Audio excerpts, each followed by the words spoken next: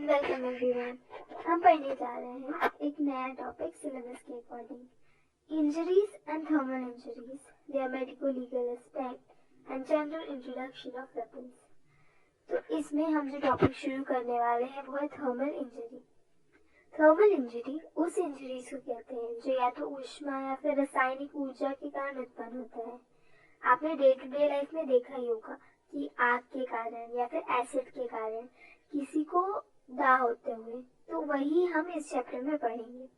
ये मुख्यतः 7 प्रकार के होते हैं: burn, scalds, chemical burn, radiation burn, electric burn, lightning burn और एक्सप्लोसिव बर्न। अगर हम सिंपल बर्न्स की बात करें तो जो बर्न है उसे डिप्यूट्रीन ने 6 डिग्रीज में बांटा है और विल्सन ने इन्हें 3 में। जो 6 डिग्री थे उसको फर्स्ट सेकेंड को साथ में एपिडर्मल, थर्ड फोर्थ डिग्री जो डिप्यूट्रीन की है उसको डर्मो एपिडर्मल और फिफ्थ सिक्स्थ को डीप में। इनके बारे में अगर डिटेल में देखें तो जो एपिडर्मल नाम से समझ में आ रहा है कि इफेक्टेड एरिया सिर्फ एपिडर्मल तक है।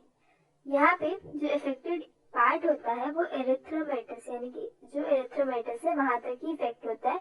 एंड बिकॉज ऑफ दैट जो कैपिलरीज है वो डायलेट हो जाती है और transduction of fluid in tissue होता है। नॉर्मली इसके कारण क्या होगा कि वहां पे जो फ्लूइड है वो कलेक्ट हो जाएगा और हमें स्वेलिंग देखने को मिलेगी।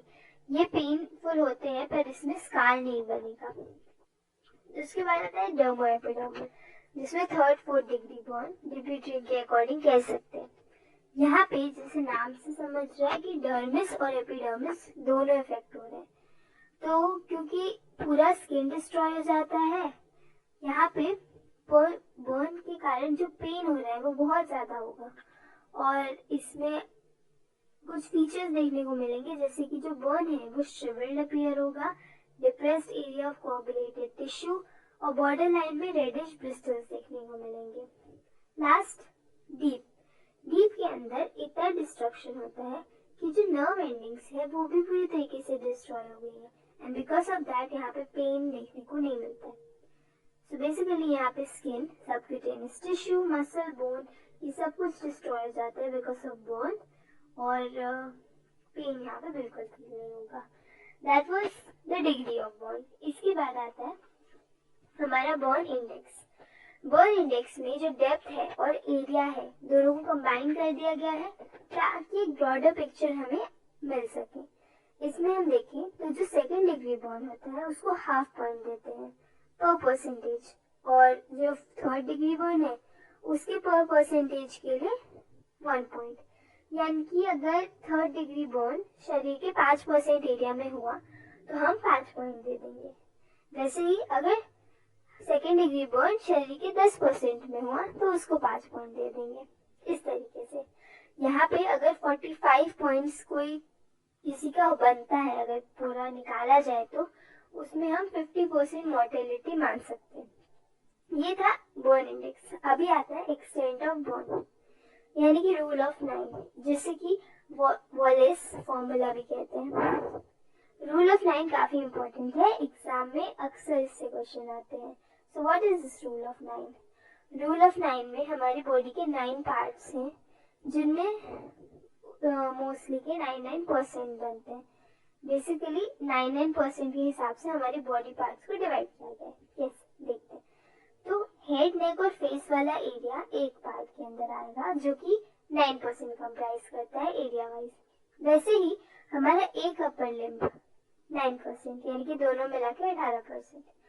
जो हमारा लोअर लिम्ब है उसका सिर्फ फ्रंट वाला पार्ट 9% और बैक वाला पार्ट भी 9%।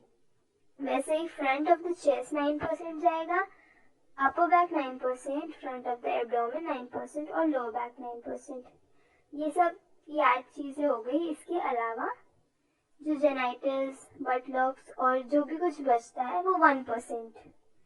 That was for the adult. अगर हम इसी को चाइल्ड में कंपेयर करें तो ज्यादा डिफरेंस नहीं जाएगा।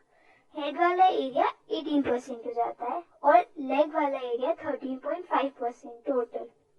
लेग इन द सेंस जो हमारा लोअर लिम्ब है उसका फ्रंट और बैक दोनों मिला के 13.5% जाएगा, जबकि एडल्ट्स में कितना जाता है 18%, और हेड का जो एरिया था, जो चाइल्ड में 18% जा रहा है, वही एडल्ट्स में कितना जाएगा 9%।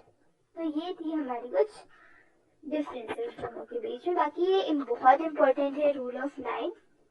इसके बाद है causes of death in burn, मतलब अगर कोई किसी को बर्न हुआ है और इसके कारण उसकी डेथ हो गई है तो what would have been the cause.